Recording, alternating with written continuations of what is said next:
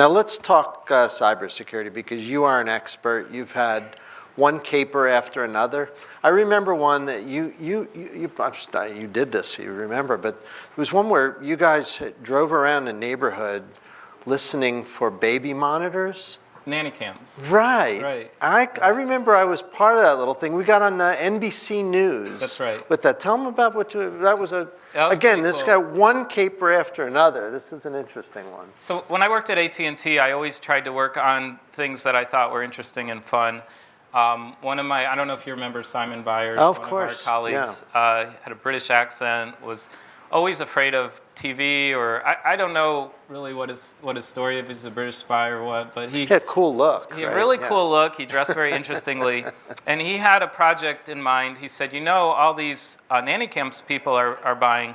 They were called X10. Yeah. He said there's no security on them, and I'll bet if we drove around neighborhoods, we would be able to watch all the Nanny-Cams. I said, okay, let's do that. And we did it, and we went around, and we had a laptop and a bunch of gear that Simon had rigged up, and we were able to see babies, you know.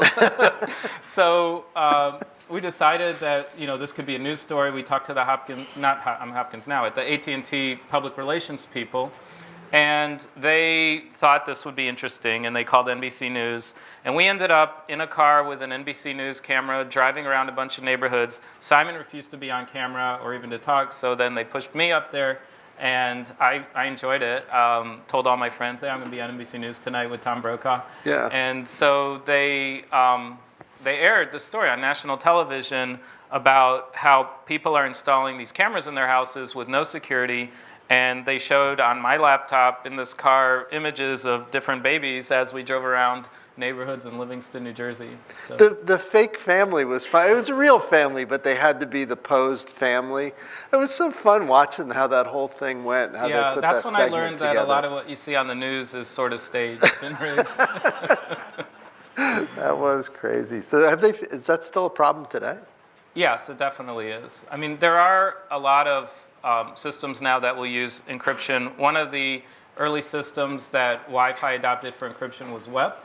And actually in my lab, we broke WEP. We found a way to, given a Wi-Fi network, recover the WEP key, and then you have the WEP key. And so while there are many devices now that do encryption, they do them with default keys or with broken protocols.